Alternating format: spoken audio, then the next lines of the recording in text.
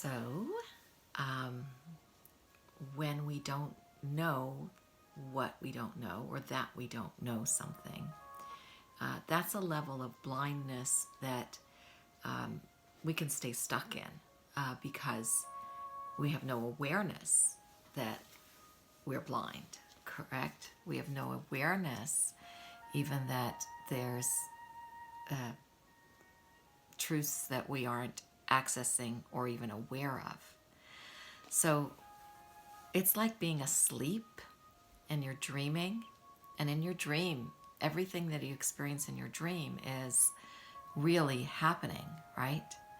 Well, how about our life being our dream? So this can feel really deep, and it's important though. Sometimes we just don't want to wake. We like being in our dream, yet it's just a dream. When do we want to start living our lives? So I'm going to read now from A Course of Love, The Dismantling of Illusion. This is not a self-help course, but just the opposite. This course has stated time and time again that you cannot learn on your own, and that resigning as your own teacher is the only way to learn a new curriculum. So when you don't know what you don't know, when you're not aware that there ever is any truth or knowing beyond what you know, how can you be a teacher? That is truly the blind leading the blind.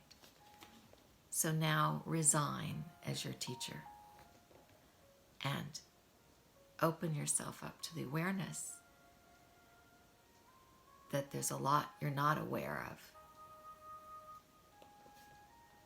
The Course will not call you to effort of any kind. It will not tell you to leave behind your addictions or to go on a diet or a fast. It will not even tell you to be kind. It does not tell you to be responsible. It does not chide your irresponsibility.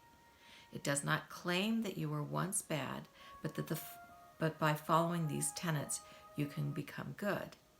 It gives no credence and no blame to any past cause for your depression, anxiety, meanness, illness, or insanity. It merely calls you to sanity by calling you to let go of illusion in favor of the truth.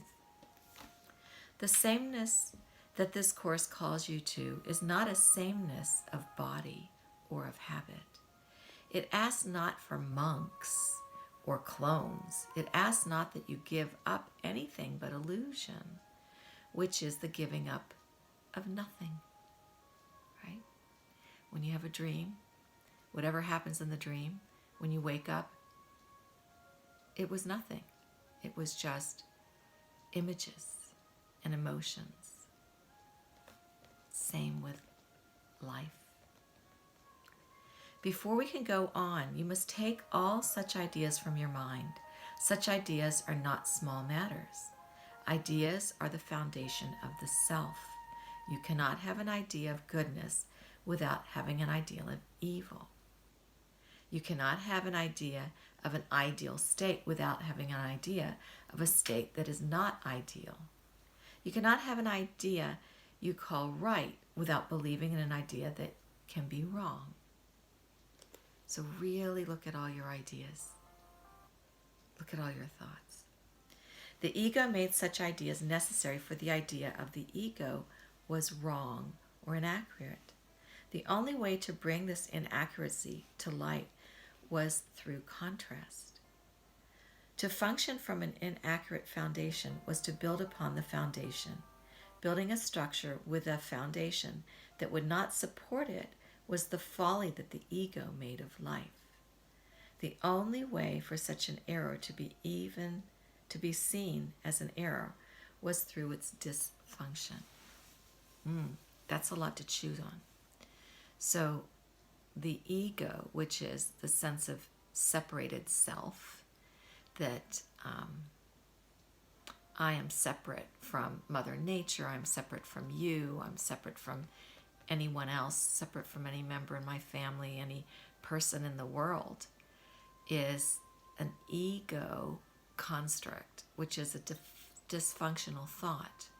But because we are so steeped in this dreaming world of ego, then that is what keeps us keeping this dysfunctional, illusional world alive. And it takes a courage to allow yourself to leave that belief system, that thought system, and start to be open and allowing for reality, truth. The only way to correct such an error is to dismantle the structure and begin again with a foundation capable of being built upon. That is what we have done. We have taken away the foundation of illusion, the one error that became the basis of all that came after it. So we're building our lives on illusions. And this may be a hard pill to swallow, yet you can continue in the dream world, or you can begin to awaken to what is real. You cannot make another error such as this, for it is the one error. There's only the one error of ego, separate self concepts. If you look at nature, nature is real, it doesn't lie. You live in accordance with nature, you start living, not dreaming. Does it not make sense that the only error possible is that of not being who you are? Because once you are who you are, you're in real. You can dismantle the ego and build another in its place. And this has at times been done in the individual with great training, as in military training, or in a case of great abuse when a second ego personality is developed to save the first.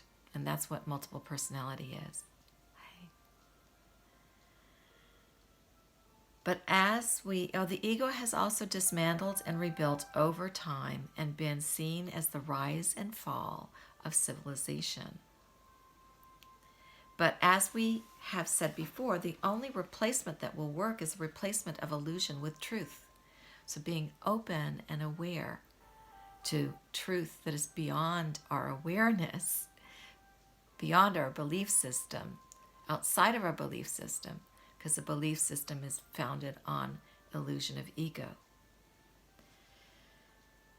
The very purpose of this treatise is to prevent the replacement of illusion with illusion, or one ego with another.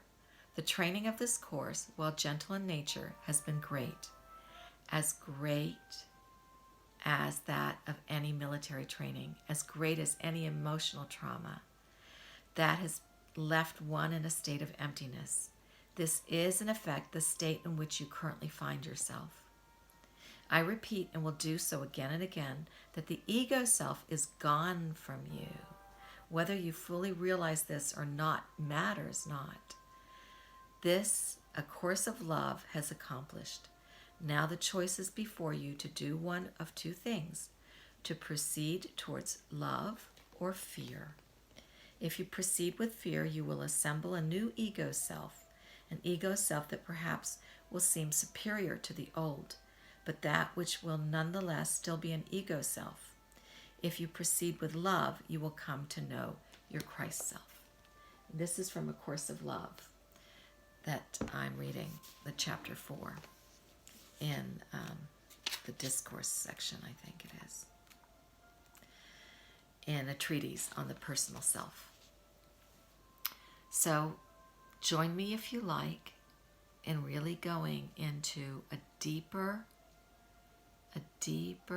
connection with what may be true, a deeper awakening, a deeper observing of the belief system that we've created as a contradiction to what is really true.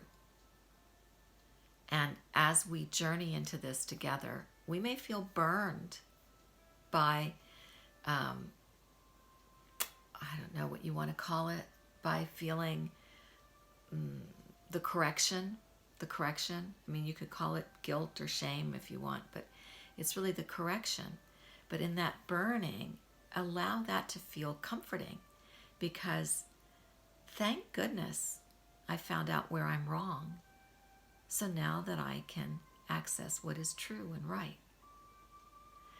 And we are navigating between these words, this linear language that we have. Each word stimulates different concepts within ourselves, and which brings about emotions of fear or discomfort. So navigate and allow for this, the unfolding, the awakening, the coming into awareness. We'll do this together.